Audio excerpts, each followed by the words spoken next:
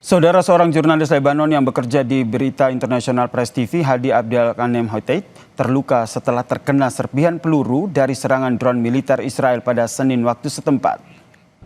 Tried to destroy the entire area. Video amatir yang merekam jurnalis Press TV ini menunjukkan detik-detik saat ia terkena serpihan serangan drone. Insiden ini terjadi saat ia tengah melakukan laporan lapangan mengenai dampak serangan di kota Khan Benit di Lebanon Selatan. Ledakan tersebut melontarkan serpihan logam yang melukai bagian kakinya. Jurnalis ini segera dilarikan ke rumah sakit di Nabatie untuk menjalani operasi pencabutan serpihan peluru. The Israelis did try to destroy the entire area. Sebelumnya, saudara, militer Israel melancarkan serangan ke Beirut. Yang kesepakatan damai AS Iran akan segera dilakukan meskipun Netanyahu mengatakan bahwa kepentingan perang dengan Iran sudah tercapai. Namun Israel dikhawatirkan bisa menggagalkan penghentian perang melalui agresi yang ia lakukan ke Lebanon. Kita bahas bersama dengan alumnus Rajatam School of International Studies NTU, Bang Riko Marbun, dan juga peneliti senior Indo-Pacific Strategic Intelligence, Mbak Aisyah Kusumo Somantri, yang telah bergabung bersama kami di Kompas Petang. Selamat petang semuanya. Selamat sore. Selamat petang, Mas. Saya ke Mbak Aisyah. Mbak Aisyah melihatnya seperti apa? Mengapa Israel ini masih dikhawatirkan akan menggagalkan kesepakatan damai yang akan disepakati oleh Amerika Serikat dan juga Iran? Padahal Netanyahu sendiri sudah menyatakan bahwa kepentingan perang dengan Iran ini telah tercapai. Pertanyaannya, strategi apa yang Anda baca yang sedang dimainkan oleh seorang Netanyahu? Ya, saya kira sebenarnya di sini kita harus mempertanyakan apa war objective yang diinginkan oleh Amerika Serikat dan Israel. Karena pertama kita lihat di sini di awal Amerika Serikat menjabarkan ada beberapa tujuan perang. Tetapi pada akhirnya Amerika ini setuju bahwa tujuan perang yang akan diklaim sebagai simbolik kemenangan itu adalah terkait masalah nuklir.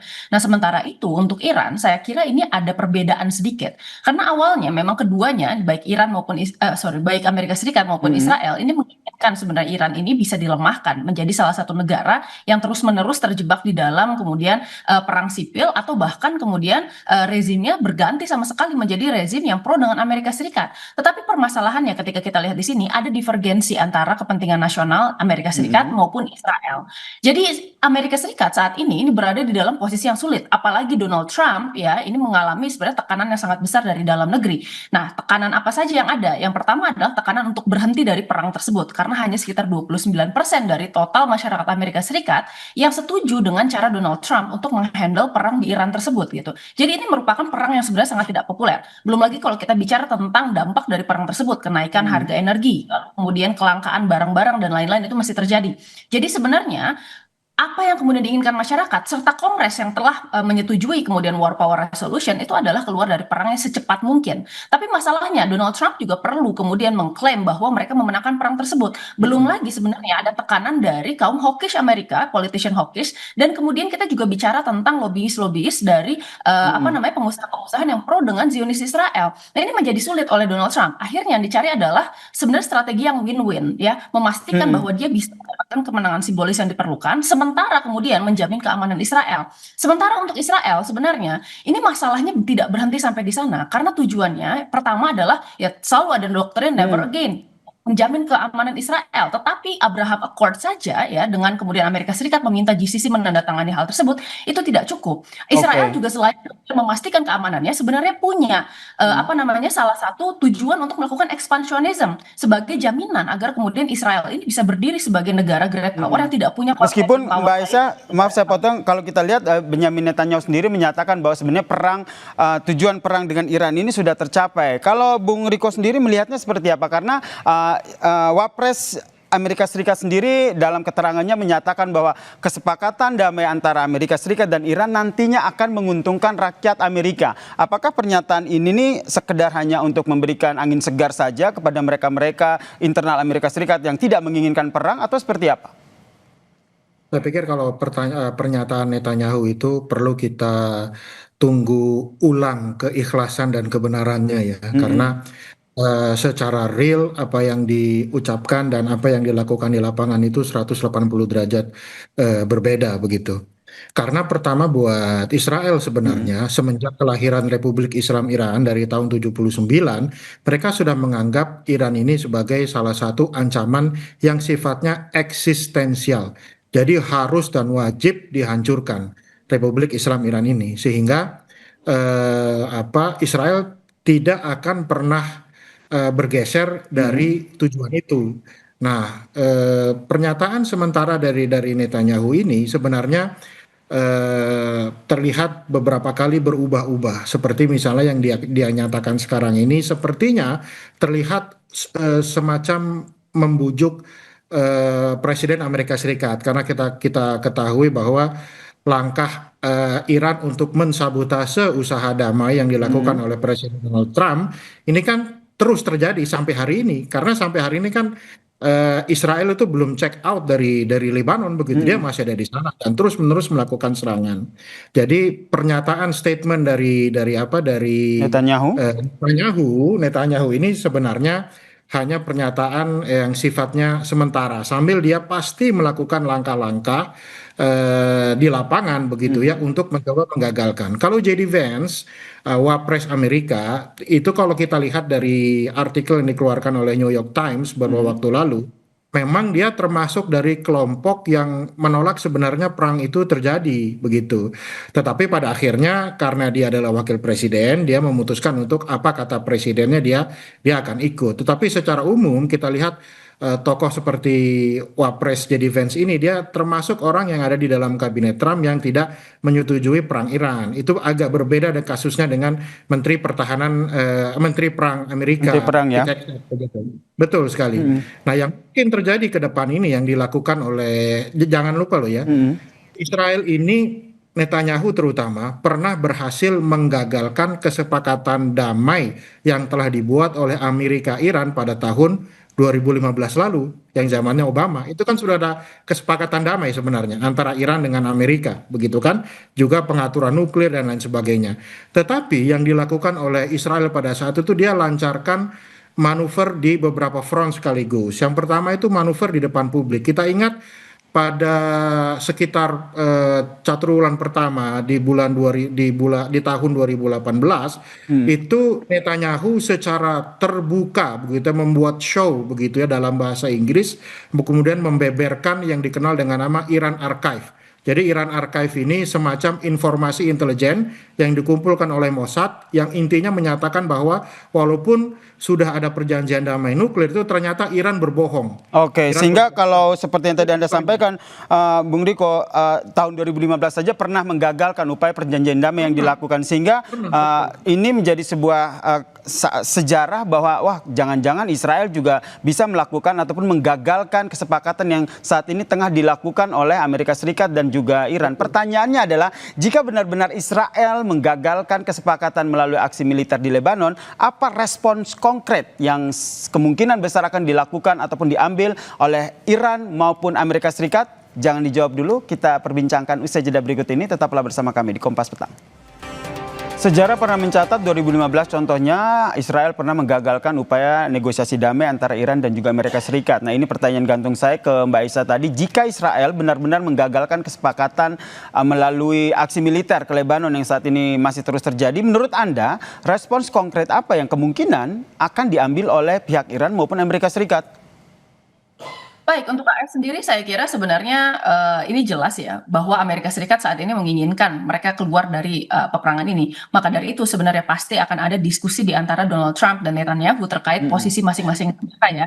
Terkait apakah kemudian bisa konfliknya dihentikan di Lebanon. Saya kira sebenarnya Amerika Serikat secara posisi dan secara kedekatan politik ya dia tidak mungkin meninggalkan Amerika Serikat. Karena tadi ya ada kerekatan hubungan antara politik di Amerika Serikat dan kemudian pengusaha-pengusaha Amerika Serikat yang dekat dengan Zionis Israel serta kemudian juga hutang politik yang kemudian ada ya dari Amerika Serikat dan Israel. Nah, jadi saya kira sebenarnya apa yang kemudian Amerika Serikat akan berusaha tekankan adalah mendapatkan kondisi yang sebenarnya cukup win-win. Apa yang diinginkan oleh Netanyahu itu bisa terpenuhi dan kemudian apa yang diinginkan oleh Amerika Serikat itu bisa juga tercapai gitu. Tetapi permasalahannya ketika misalnya Netanyahu ini terus merangsek ya dan ingin masuk ke dalam Lebanon Selatan dengan alasan bahwa Netanyahu juga membutuhkan sebenarnya kemenangan simbolik karena di bulan Oktober nanti dia akan menghadapi pemilu gitu. Yang kita tahu bersama bahwa sekarang Netanyahu itu sudah mengalami kemerosotan popularitas gitu ya dibandingkan dengan koalisi Yair Lapid dan kemudian Naftali Bennett. Nah, di sisi lain sebenarnya ini juga akan sangat tergantung dengan posisi Iran. Sudah jelas sebenarnya kalau Iran Oke. mengatakan bahwa tidak bisa dinegosiasikan, ini semuanya harus dikatakan satu paket gitu. Nah, apabila ini kemudian terjadi dan Iran masih merasa bahwa kemudian Hezbollah ini merupakan aliansi yang harus dilindungi, saya kira sebenarnya tidak akan berhenti sampai di sini dan Selat Hormuz akan tetap digunakan sebagai salah satu leverage yang kuat bagi Oke, Iran. kunciannya salah satunya Selat Hormuz ya. Kalau kita lihat Selat Hormuz, nuklir dan juga menghentikan perang di Lebanon ini menjadi beberapa poin penting dalam perjanjian yang diajukan oleh Iran. Dari Bang Riko sendiri melihat apakah respons yang diambil oleh Iran sendiri seperti apa? Apakah melunak dengan poin-poin yang selalu mereka pertahankan atau bagaimana? Saya kira yang kita harus klarifikasi dulu nih, kita tegas ini bukan perjanjian damai. Ini adalah perjanjian untuk merumuskan perjanjian damai permanen. Jadi sebenarnya ini sangat-sangat rapuh begitu ya. Nah, yang kita ketahui setelah perjanjian ini ditandatangani pada hari Jumat nanti, itu masih ada waktu 60 hari untuk merumuskan hal-hal yang sifatnya detail. Buat Iran, menurut saya, dia justru tidak akan melemah. Bahwa dia kemudian membuka jalan supaya ada kemajuan dalam perjanjian, itu memang dia lakukan. Kenapa? Karena buat Iran ini adalah sesuatu yang eksistensial. Ya, jadi persyaratan tidak cawe-cawenya Israel yang bisa menimbulkan perang regional, saya pikir itu mutlak. Dan bagi Iran sebenarnya dia melihat apa gunanya mereka mempertahankan perdamaian sekarang apabila tahun depan ternyata perang di restart ulang lagi. Kan ini pernah terjadi pada Juni perang 12 hari yang lalu kan. Ya perang yang berlangsung selama 12 hari antara Israel melawan Iran. Jadi buat Iran sekarang mereka juga berpikir bahwa jangan-jangan perdamaian ini itu hanya untuk hanya memberikan waktu bagi Trump untuk mengambil keuntungan politik domestik sebelum pemilu sela pada bulan November yang memang mereka membutuhkan supaya perang itu berhenti sementara. Nah, Iran tidak mau. Iran menginginkan bahwa perang ini berhenti secara permanen dan salah satu syarat perang itu berhenti secara permanen tidak boleh ada perang regional dan itu artinya Israel tidak boleh melanjutkan perangnya di Lebanon. Nah, nanti yang jadi tanda tanya itu begini. Dan ini belum dirumuskan. Apa yang dimaksud tidak melanjutkan perang di Lebanon? Apakah Israel yang telah masuk sekitar 10 sampai 30 km ini boleh tetap di sana, begitu ya, membuat buffer zone?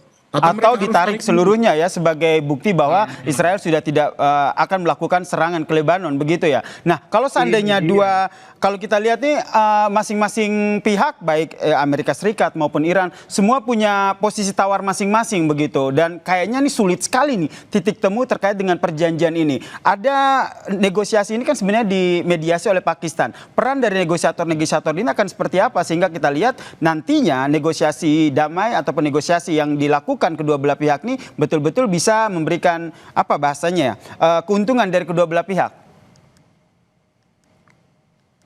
Betul memang. Jadi kalau kita melihat sekarang ini sebenarnya peta di Timur Tengah ini sudah berubah ya pasca perang ini. Yang terjadi ini bukan munculnya Pakistan ya. Itu bukan hanya berfungsi sebagai negosiator, tapi dia menjadi balancing power yang baru di Timur Tengah. Ketika misalnya negara-negara Teluk melihat bahwa Amerika tidak bisa lagi menjamin keamanannya, ya muncullah Pakistan sebagai player yang baru. Itulah kenapa Saudi misalnya membeli persenjataan, meminta supaya pasukan Pakistan ditempatkan di sana. Selain mereka juga memiliki pasukan Amerika di sana. Ini saya pikir Teluk yang pasca perang ini bukanlah negara Teluk yang sama lagi. Dari Mbak Isa sendiri melihatnya akan seperti apa nih negosiasi antara Amerika Serikat dan Iran yang akan segera dilakukan ini? Singkat saja. Ya, sebenarnya kalau sekarang ya kita lihat dari bulan Mei kemarin sampai hari ini sebenarnya intensitas dari serangan yang dilakukan oleh Amerika Serikat dan Israel maupun retaliasi dari Iran sendiri ini sudah mulai menurun. Meskipun jelas yang namanya deeskalasi itu bukan sesuatu proses yang linear ya, pasti akan ada naik turunnya gitu. Tetapi kita lihat bahwa semua negara yang terlibat di dalam perang ini ya kecuali Israel itu sebenarnya menginginkan sebenarnya adanya proses untuk confidence building pressure, deeskalasi dan kemudian trust building. Nah, di sini kita lihat sebenarnya sebenarnya dari segi mediatornya juga dia untuk pertama kalinya kita lihat ini cukup unik karena Baik. semuanya ini berperan aktif ya, baik itu Pakistan, lalu kemudian Saudi, Mesir ya, dan bahkan kita tahu sendiri Oman itu juga kemudian sudah mulai terlibat di sana. Jadi saya rasa sebenarnya ini sampai 60 hari ke depan ya, sampai tanda tangan ini dilakukan nanti di hari Jumat ini, saya kira ini masih ada beberapa faktor yang harus dijaga Oke. oleh mediator maupun kedua negara. Ini yang nanti kita Memastikan nantikan bersama ya, seperti apa negosiasi antara kedua negara dan harapannya keterlibatan dari negara-negara negosiator ini bisa memberikan kontribusi nyata dari negosiasi damai kedua belah pihak. Terima kasih Mbak Aisyah Kusuma Sumantri dan juga Bang Riko Marbun telah memberikan perspektifnya di Kompas Petang. Salam sehat semuanya. Terima kasih. Terima kasih. salam sehat, terima kasih.